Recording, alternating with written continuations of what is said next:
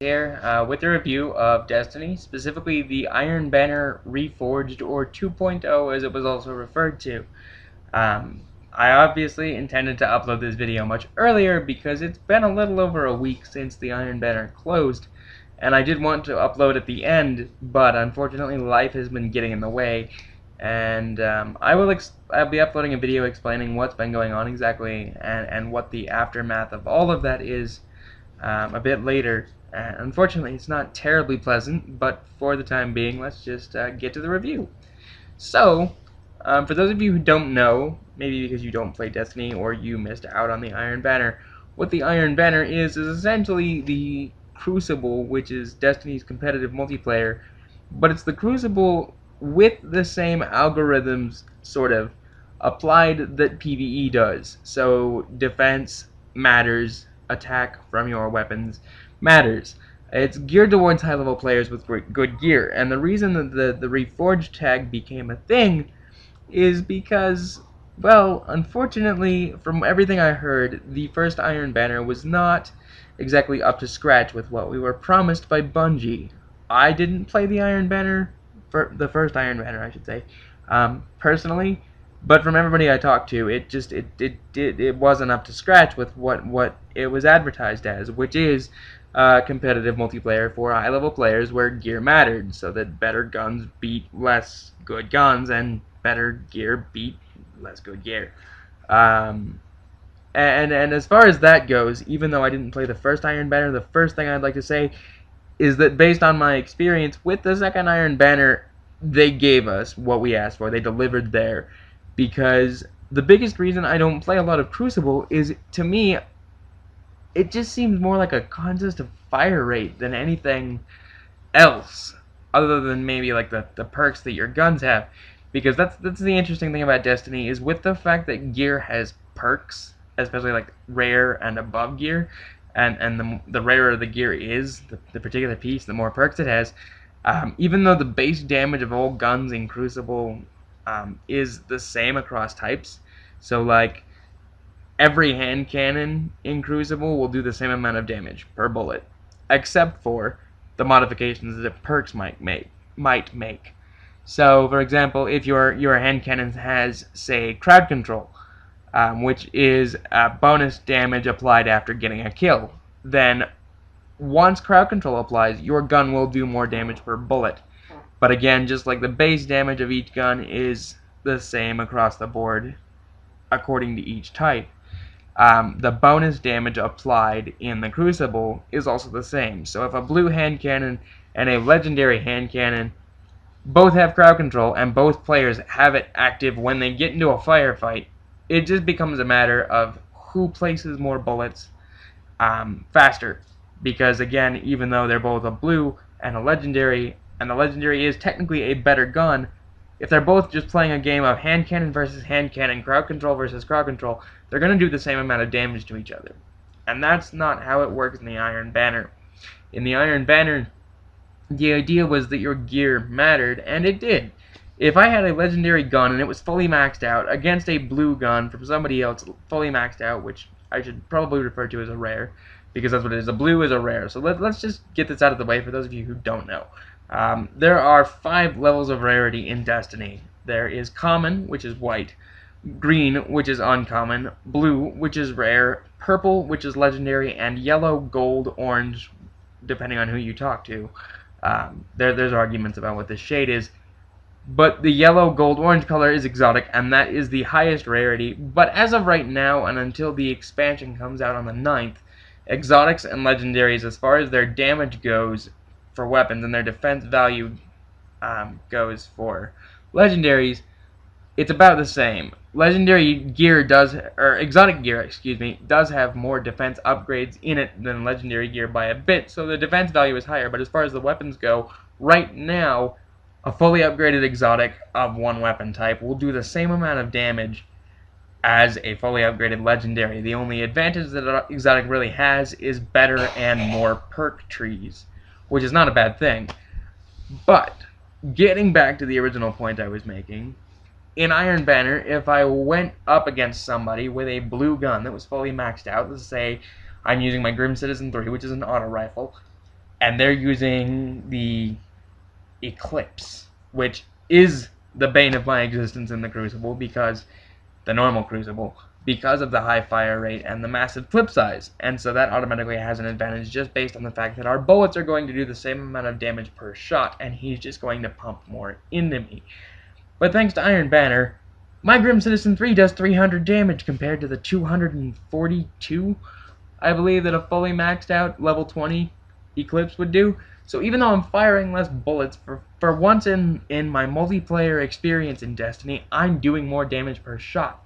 So if I can place enough shots into him, with my damage advantage, I might actually come out on top.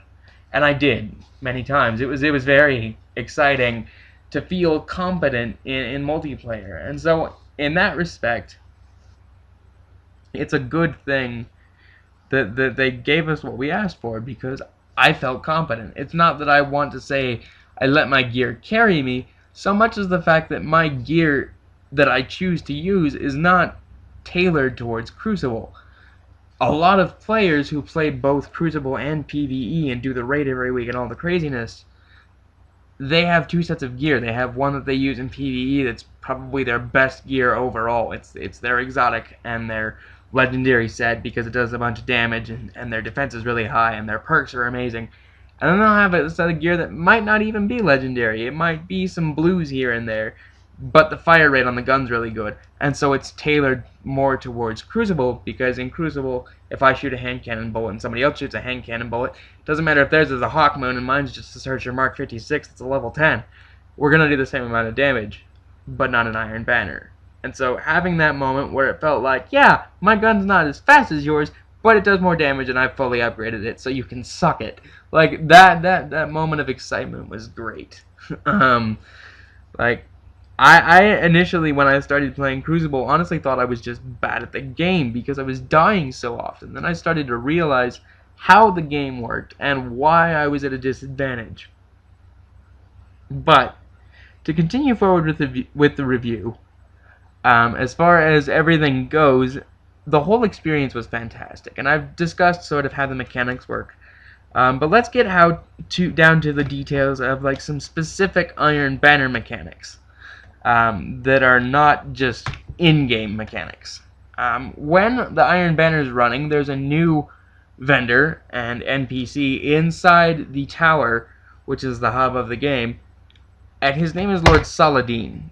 And essentially, he is the Iron Banner representative, and with him, you gain reputation towards the Iron Banner for playing games. And what they've done with that is interesting, because in the original Iron Banner, the only way you gained reputation was winning.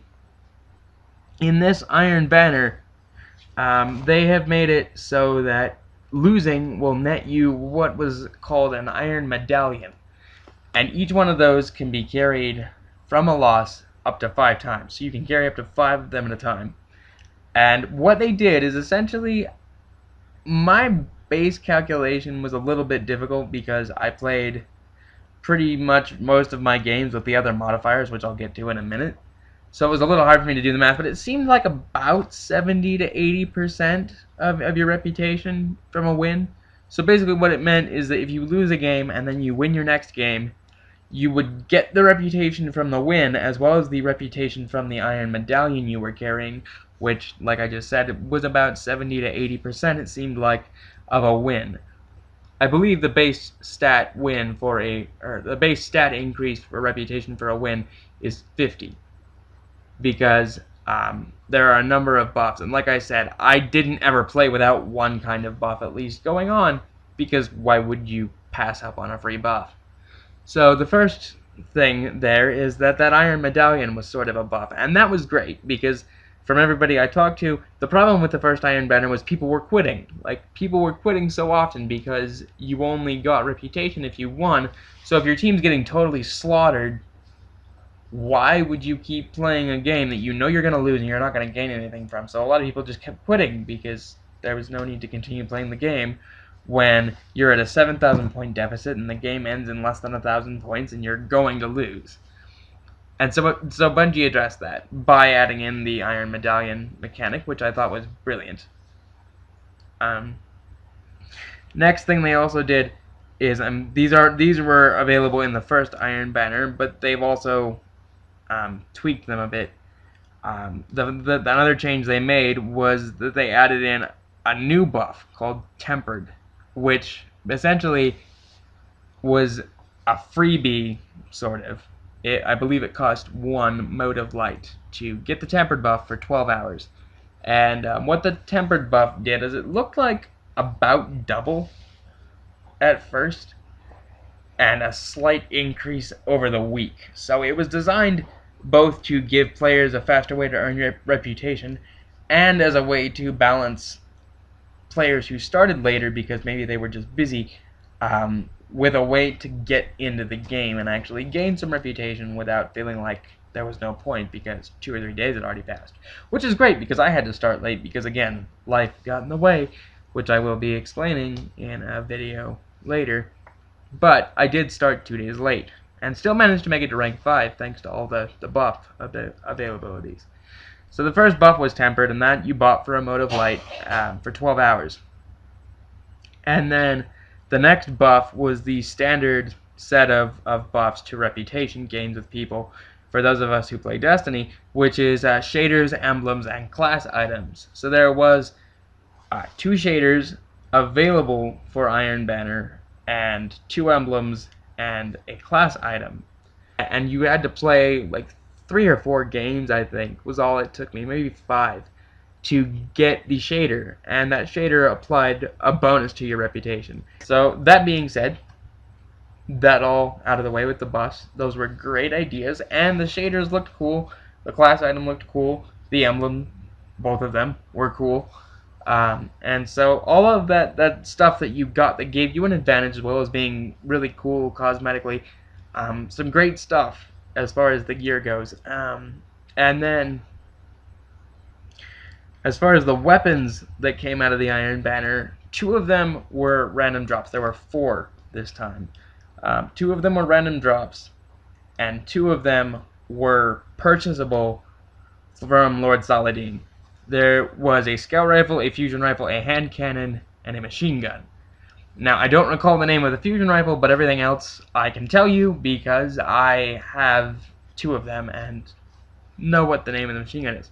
So there was the hand cannon, Timur's Lash, which was a random drop, and the machine gun, Jolder's Hammer, which was the other random drop. I'm happy to say that I got the one I wanted, which is Timur's Lash. I really wanted that hand cannon. And what I discovered very quickly about what makes Iron Banner guns so good, because I've actually had a few people ask me this question, why I liked my Timur's Lash so much once I started playing with it even, why it became my new favorite hand cannon, even more so than, like, say, the Last Word that I don't have but want. The thing that makes Iron Banner guns so good is literally their random perk assignment. So the way Iron Banner gear works is that they have the potential to get any perk in the game that applies to that gun class. So as long as a hand cannon can have a certain perk, then you have a chance that your Timur's Lash could get that perk. And as a legendary, it has 2 perk trees, both of which are pretty, or 3, excuse me.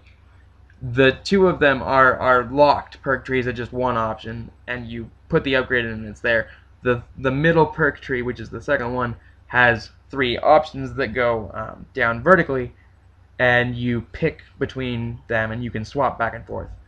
But all in all, that is literally what made the Iron Banner weapon so good, is the random assignment of perks, so that you can get pretty much the greatest combination ever. Now others might say, well, if it's random, then you could get a really crappy gun. Well, that's where the reforging option comes in, because besides being the name Reforged of the event, they also kind of added in a little aside to that title, and gave Lord Saladin the ability to essentially allow you to re-roll your weapon perks. It would reset progression to 0, so it was definitely best to do before you used the weapon and got a bunch of XP, because it would reset that all to 0. But what it allowed you to do was, for 2 modes of light, you could re-roll your gun's perk system and try again. I did this with my Timur's Lash twice. And I ended up with a gun that, to me, is pretty much the best hand cannon in the world. At the moment. I mean, I'm sure with the expansions I'll probably find another one that makes me like it slightly more. But as of right now, my Timmer's Lash is pretty much my favorite gun, and definitely my favorite hand cannon in the game. Because I wound up with a gun that has the potential to have an absolutely ridiculously huge magazine and crowd control, or crowd controlled explosive rounds. And you just cannot go wrong with either of those options, because I either never have to reload pretty much, or I can blow stuff up constantly and cause damage over an area by hitting a target, which is great. And so that random perk assignment to the guns was fantastic. What makes the armor so good, which there were 2 pieces of this time, just like last time, is that it is essentially equivalent to raid gear, which is really smart by Bungie to give us a way to get to light level 30 if we're not crazy people who do the raid every week or every day and constantly try to just grind out that raid gear. I'm one of those people. I have an exotic chestplate, which exotics and raid gear are the same as far as light level. The only difference is that one is legendary and one is exotic, but they both have the capacity to get you to light level 30. You just need a full set. So since you can only equip one exotic at a time, before the Iron Banner gear came around, you needed to have at least 3 pieces of raid gear and 1 exotic, or all 4 pieces of raid gear. Now, with this Iron Banner gear, once you fully rank it up, you might only need half of a raid set, or 1 piece of raid armor and an exotic to get to level 30, which is my situation because I have an exotic chestplate, the boots and gauntlets from Iron Banner. Now all I need is a raid helmet and I can get to level 30, which is great because I don't plan on doing that raid a million billion times. It's hard, and getting together a raid party is hard because no matchmaking.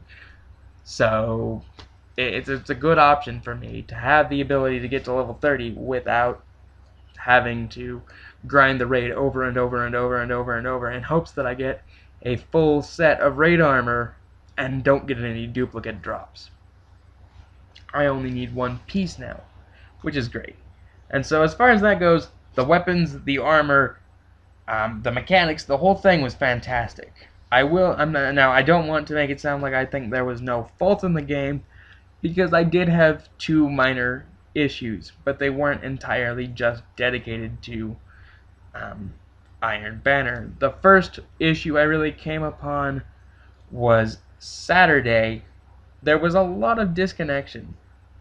And it seemed to be happening game-wide because I was in a party with my brother at the time who was playing just normal game because his level wasn't high enough for Iron Banner yet. He was playing just normal Crucible and Patrol and doing a couple of bounties. And he was getting disconnected just as often as I was, so it seems like there was an issue with the Destiny servers. Now, I will make the disclaimer that I play on Xbox 360 as well as my brothers and a few of my friends, so it may have even just been our experience, but Saturday was very spotty with connections. I got disconnected from a fair number of matches, so there was that. The other pitfall I had was that the only time I ever lost 5 games in a row, I had all 5 of my iron medallions, I won the next game, my whole team just slaughtered everybody, and we stomped the game, and we won by over 10,000, or not over 10,000, but over 5,000 points. And we just completely just demolished the game, and we totally won that one. And then as the game was getting ready to apply my rep, I not only did not get the reputation gain for the win, but I didn't get the reputation for the 5 iron medallions either, even though they left my inventory. So the game glitched out, and I lost about 630 something points in reputation by my calculations, because at that point I was rank 4 and had all the buffs applied. I had tempered active, I had the emblem, the shader, and the class item on, so I lost about 600 and some odd points of reputation, which at that point was about a quarter of the amount of reputation necessary to get to rank 5. So I essentially had to grind out 630 plus more points of reputation that I shouldn't have. So there was that. There were some small faults, but overall the Iron Banner this time was a fantastic experience. As far as speculation and hopes for the 3rd Iron Banner, which I'm sure we'll be seeing somewhat soon, I have to say this much: if they can keep the same formula, that would be fantastic. Just try to address connectivity issues with the servers, because I know it's been an issue with Destiny as a game overall. There's been a lot of connectivity issues. So if Bungie can address the connectivity issues, and then address sort of finding out, I mean, I may have been the only person who had this, but I don't think it's likely. So if we can find a way to address why people sort of glitched out with the reputation gains like I lost, and I've heard a few other people did as well, that would be two things. Another thing is absolutely keep the reforging option, because if the guns continue to have random perk assignment, the option to reforge literally allows us to get the perfect weapon for ourselves, which is a great idea, and I like that. I like it a lot. As far as Iron Banner 3, I'm assuming it probably won't happen until the expansion's been out for a while, because it was about a month between the first and second Iron Banner, so I imagine it'll be about a month between this last one and the third one. That being said, since the expansion will be out, it would be cool if Bungie made it so that the Iron Banner gear from the third Iron Banner maybe pushed us to light level 32, since the expansion is going to add 2 additional levels on. As well, I'd like to see some new weapons, as well as return maybe of a couple of the old ones, because I would absolutely love a chance to snag Jolder's hammer and get a random assignment machine gun like my hand cannon and scout rifle. Didn't buy the fusion rifle because at that point I had light beware, didn't think I really needed it, but I might snag it anyways if it comes back in the third Iron Banner, just to have it. And why would I pass up a legendary weapon? At the time, though, I was almost out of Glimmer, and so I had to go grind out some more just to get the Scout Rifle, and at a choice between Scout Rifle and Fusion Rifle, when I already had a legendary Fusion Rifle, and the game was about to close because it was the night before, I simply made the choice to pick up the Scout Rifle. So all in all, the whole thing was a really solid experience, and I hope that they can replicate it again with a third one with a few minor tweaks to the few faults that I had. But otherwise, good job, Bungie. And it was a lot of fun, and I'm hoping to see a few more of you maybe next time in the Crucible. But otherwise, this is Chance, otherwise known as DoubleVendetta, signing off, and thanks for watching. Please consider subscribing, leaving a comment, liking. It helps a lot. Thanks.